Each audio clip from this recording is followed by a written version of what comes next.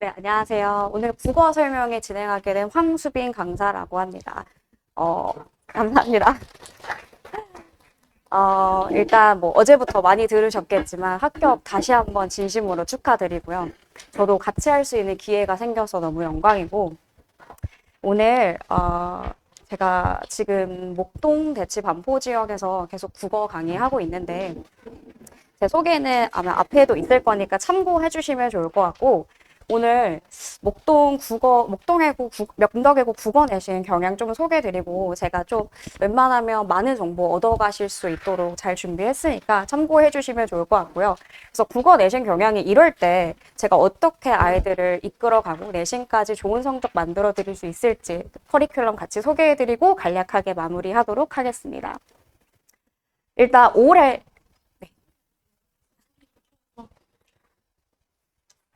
켜져 있을까요? 켜져 있는 거죠. 소리가 너무 작아서. 진짜요?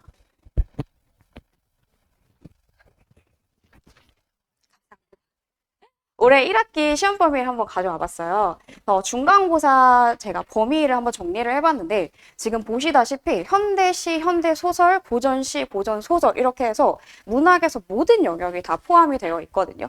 근데 이게 저희 명덕외고가 작년이랑 올해가 시험 범위가 완전 동일하지 않으니까 집에 가서 이거 보여주시면서 애들한테 이거 이제부터 달달 외워 하시는 거는 사실 무용지물이고요. 그래서 오늘 말씀드리고 싶은 거는, 지금 보시면은 교과서가 사실 올해부터 변경이 되기도 하지만 선생님이 어떤 걸 좋아하시냐면 항상 유인물로 외부 작품을 정말 많이 나눠주세요. 그래서 교과서 내의 시험 범위보다 유인물로 나눠주시는 시험 범위가 훨씬 많거든요. 그래서 그거는 좀 참고해 주시면 좋겠고, 지금 현대시만 봐도 작품이 한 7개가 되고요. 특이한 점이 고전 시간인데요. 보통 고전 시간은 2학기 중간고사 시험 범위로 많이 포함이 되는데, 우리 명동외고는 작년에도 그렇고 올해도 그렇고 고전 시가가 1학기 중간고사 시험 범위부터 항상 포함이 되어 있어요. 그래서 제가 말씀드리고 싶은 건, 이번 겨울방학에 현대시뿐만 아니라 고전 시가에서의 한자 어휘들, 그다음 많이 나오는 표현상의 특징들, 이런 것들에 좀 익숙해지셔서 확실하게 좀 잡고 가셔야 되고요. 그다음에 이때 중간고사 때는 사실 난이도가 너무 쉬워서 100점이 30명 이상일 정도로, 그래서 변별이 사실 거의 없었다고 보시면 되는데, 그래서 기말고사 때는 그럼 조금 어렵게 나오려나 했는데 엄청 극상의 난이도 정도는 아니었고요. 중 혹은 중상 정도의 난이도였는데, 이때 아이들이 시험장에서 어렵게 느꼈을 만한 포인트가 한 2개 정도 된다고 제가 생각을 하는데, 지금 보시면은 현대시가 8작품이죠. 정말 많죠.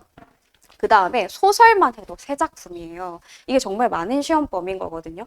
근데 뭐가 문제냐면, 우리 중학교 때는 어떤 시험 범위 내의 작품들을 한 작품을 달달달달 외워서 암기해서 시험을 봤다면 당연히 그 암기는 플러스고, 두 번째로는 선생님이 뭘 좋아하시냐면 요 작품들을 가지고 뭐 가나 다라 네 작품을 엮어서 한 지문에 내신다거나, 아니면은 현대시와 현대소설 갈래 다른 갈래를 묶어서 내시거나 극갈래와 현대시를 묶어서 내시기도 하시거든요. 그러니까 한 작품을 그냥 단순하게 암기하는 것뿐만이 아니라 시험 기간 내에서는 다양한 작품들의 공통점과 차이점을 꼭 정리해서 들어가셔야 돼요.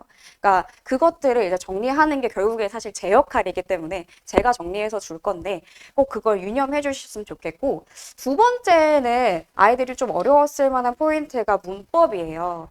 그러니까 의문의 변동만 해도 아이들이 상당히 힘들어 하거든요. 물론 중학교 때 해서 자기가 그때 문제가 없었다면 고등학교에서도 수월하게 잘 따라오겠지만, 조금 다른 점이 있다면은 명덕외고만의 특징인데, 의문의 변동과 단어를 한 번에 묶어서 시험 범위로 내셔요.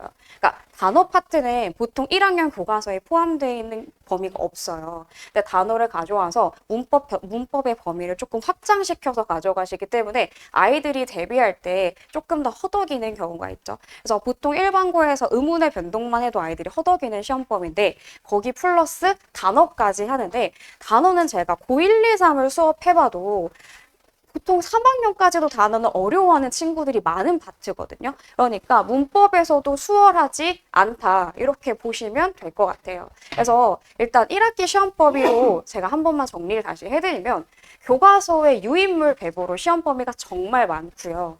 그래서 그 문학 작품들 간의 비교 문제가 정말 많이 출제되기 때문에 문학 작품별로 자기가 엮어서 공부하는 힘이 있어야 되고, 세 번째로 문법에서 제가 꼼꼼한 대비가 필요하다라고 해놨는데, 어떤 식이냐면 문법에서 가장 기본적인 개념을 묻는 문제부터 그 다음에 그걸 활용해서 예문에 적용하는 문제까지 되게 폭넓게 나오고요.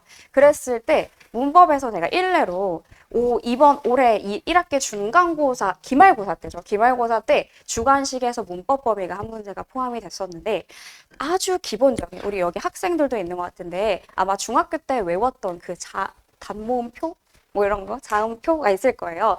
거기서 주관식 문제가 출제돼서 사실 그렇게 난이도가 어렵진 않았는데 어떤 식으로 나왔냐면 빈칸이 12개였어요. 그래서 그 12개를 하나라도 틀리면 부분 점수가 없었어요. 그러니까 여기서 4점이 나가는 거죠. 근데 명덕외고 내신 국어는 너무 촘촘하기 때문에 4점은 정말 크거든요. 그러니까 거기서 실수를 했다면 난이도는 어렵지 않지만 실수를 하면 그게 조금 크리티컬했을 수 있다라고 보여지는 거고, 마지막은 조금 다행이라고 생각하는 점인데, 범위의 외부 작품은 사실 거의 없어서 우리 아이들이 외부 작품이 나왔을 때 사실 잘하는 친구들도 조금 헷갈리거나 당황하는 경우들이 많은데, 범위의 외부 작품은 크진 않고요. 주어진 시험 범위 내에서 좀 충실하고 꼼꼼하게 대비가 된다면 아마 국어 내신에서 좋은 성적 가져갈 수 있을 거라고 생각합니다. 그래서 제 커리큘럼을 간단하게 조금 소개드리면, 겨울방학에 문학, 문법, 독서 다 할 거예요. 근데 아무래도 1학년 시험 범위가 문학이랑 문법에 좀 치중되어 있다 보니까 요걸 좀 중점적으로 좀 수업을 할 예정이고요. 문학을 보시면 제가 명덕외고에서 여태까지 출제되었던 작품들, 그다음 고등학교에서 필수적으로 알고 가야 하는 작품들 모아서 자체 제작 교재로 넣어놨고요. 그 다음에 사실 제 수업을 듣지 않더라도 이번 겨울방학에 정말 해줬으면 좋겠는 게, 제가 모든 1학년들한테 항상 강조하지만 문학 개념어를 반드시 꼼꼼하고 탄탄하게 학습을 하고 들어가야 돼요. 그러니까 문학 개념어라고 하는 게 뭐냐면 기본적으로는 표현상의 특징이에요. 근데 나 영탐법 오늘 외웠어 이게 다가 아니라, 뭐 영탐법을 다르게 선택지에서는 조금 더 풀어서 다양한 방식으로 국어에서 설명을 하고 있기 때문에 문제를 풀면서 영탐법이 이렇게도 적용이 되고 이렇게도 선지에서 설명이 되는구나를 꼭 많이 익숙하게 좀 연습을 해줬으면 좋겠고, 그래서 문학 개념어를 바탕으로 다양한 작품에 적용을 해서 이 작품에서는 내가 이런 표현법이 보이네가 3월 안에 됐으면 좋겠거든요. 그게 목표고요. 문법 보시면 제가 문법 전범위를 이번 겨울방학에 다루진 않을 거예요. 왜냐하면 1학기 당장에 시험 범위에 해당하는 의문의 변동, 단어를 좀 계속해서 반복적으로 학습하고 문제풀이 하면서 1학기 기말고사 들어갔을 때 애들 그때 이미 너무 치여 있거든요. 그래서 다른 과목 준비하기도 벅찬데 그때 가서 문법 요것만 파기에는 시간이 좀 부족할 것 같아서 이번 겨울방학에 그거 중점적으로 할 건데, 만약에 쌤 저는 이거 너무 잘 돼 있고 다른 문법 범위까지 공부하고 싶어요 하면은 제가 그에 대한 추가 문제 당연히 줄 수 있고, 그래서 잘 따라오는 친구들은 제가 추가로 더 시킬 예정이지만 일단은 계획은 그 범위 내에서 좀 확실하게 잡고 가자라는 게 제 목표입니다. 그래서 이렇게 배운 걸 바탕으로 매주 리뷰 테스트를 진행을 할 건데요. 리뷰 테스트는 지난주에 배웠던 내용 플러스 제가 과제로 그 수업 시간에 관련된 과제를 한번 풀어보라고 할 건데, 그 과제가 좀 충실하게 수행이 됐는지 확인하는 리뷰 테스트인데, 그게 안 되어 있다면 당연히 저와 남아도 좀 1대1로 클리닉을 하고 가야 되고요, 무조건. 잘 되어 있는 친구들은 제가 국어에서 더 시간을 뺏을 수 없기 때문에 잘 되어 있는 친구들은 보내고, 혹시나 뭐 저와 더 할 얘기가 있다면 그래도 클리닉이 남는 친구들이 있기 때문에, 그래서 그런 식으로 마지막 1대1 클리닉 좀 이용해 주시면 좋을 것 같고요. 이랬을 때 내신을 제가 7스텝으로 좀 나눠봤는데, 이게 7주라는 말은 아니고요. 저희가 이렇게 배우고 그 다음 걸 배우고 그 다음 걸 배웠을 때 아이들은 좀 그 전주 수업에 대한 복습만 하기도 좀 허덕여해서 제가 계속해서 누적 범위로 복습을 시키면서 OX 테스트를 본다던가 제대로 암기가 되어 있는지 빈칸 복습을 한다던가 하는 식으로 계속해서 누적 범위를 복습하는데요. 그러니까 보통 친구들이 공부를 잘했어 하는 친구들도 빈칸 테스트를 봐보면은 그거 내가 아는 거를 글로 쓸 수 있는 데까지는 많은 연습이 필요해요. 그래서 내가 아는 걸로 글로까지 쓸 수 있으면은 주관식, 뭐 서술형이 나와도 충분히 대비가 가능하기 때문에 이런 것들을 계속해서 연습시키면서 갈 거고 제가 직전 한 2주, 3주 전부터는 계속 명덕외고 시험 형식 똑같이 시험 문제를 출제해서 실전 연습을 시키거든요.